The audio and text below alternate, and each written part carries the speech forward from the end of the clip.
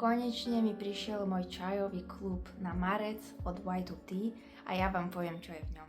Celý tento klub je o čiernom a bielom čaji. Prišli mi 3 takéto vretuška, takéto sačky, a z toho 2 sú čierne čaje a 1 je biely čaj. Do začiatku som si myslela, že tento mesačný klub bude taký slabší, keď som to rozbalila, lebo som videla iba 3 vretuška.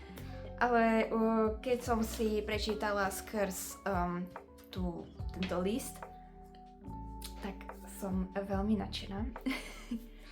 Ale po poriadku. Prvý čaj, čo som dostala, sa volá AMD Hong, je z neho 15 gramov a je to honča, čierny čaj. Všetky čaje sú vlastne z provincie Fujian a bol orestovaný na takú jemnú sladkosť. A viacej k vám tomu neviem čo povedať. Ešte som to neskúšala, ale veľmi sa teším. Predpokladám, že keďže jeho také malé množstvo, tak bude kvalitný, ale neviem. A takto vyzerá, neviem či to takto bude tam vidieť. Hej, takto vyzerá vlastne ten listok.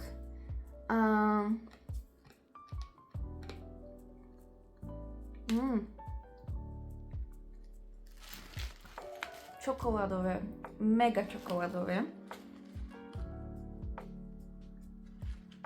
A celkom zaujímavo vonia, ale neviem, k čomu by som to prirovnala.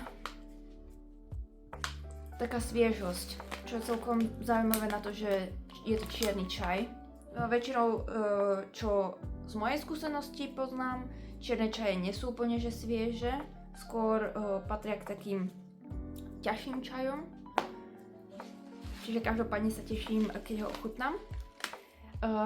Ďalší čaj je typický anglický raňajkový čaj. Volá sa Packet Black. A jeho 50 gramov. Má takú krémovú chuť a píšu v tej správe, že odporúčajú k nemu si pridať aj trochu mlieka alebo smotany, čiže takže proste Anglicko, ale je to z provincie Fujian. A posledná dávka, z ktorej sa teším asi, že, no nie že asi, ale že fakt, že najviac, je 2020 Fooding Baicha.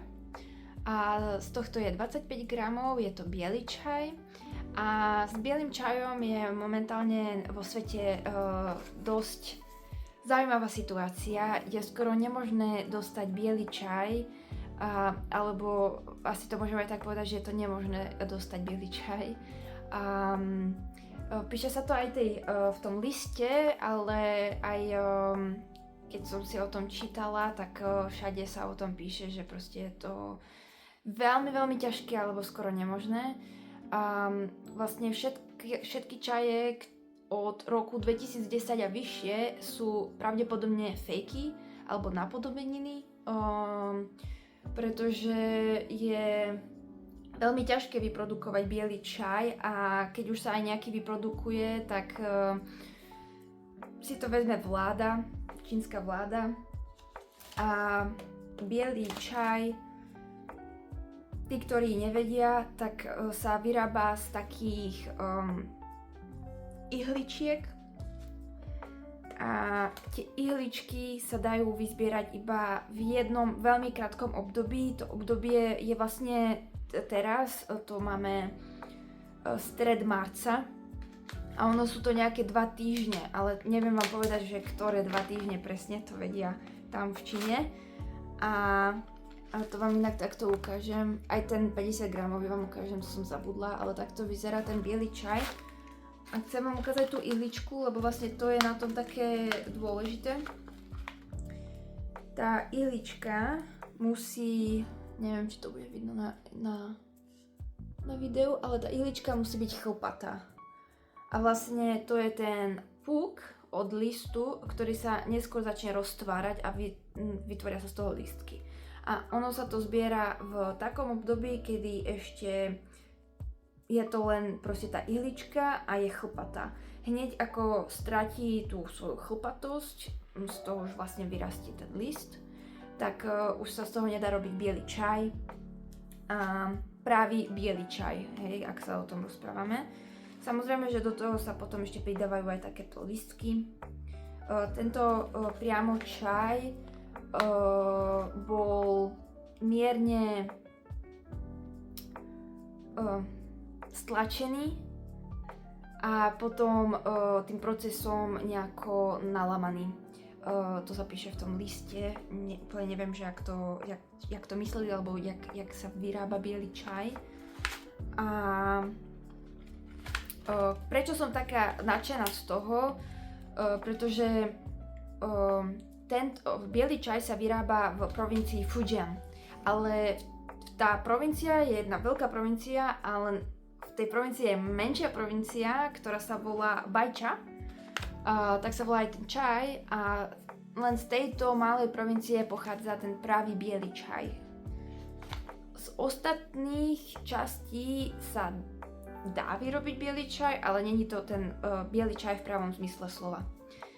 Vekom, alebo teda rokmi sa biely čaj už začal vyrábať aj v Yunnan provincii, ale není to zasa takisto ten biely čaj v pravom zmysle slova. Keď si zoberieme biely čaj z Yunnan provincie a biely čaj z Fujian provincie, je tam vidno dosť veľké rozdiely. Taký hlavný, základný, keď ste úplní lajci a nechcete byť skamnutí, tak z Fujian provincie je ten čaj skoro ako voda, taký biely.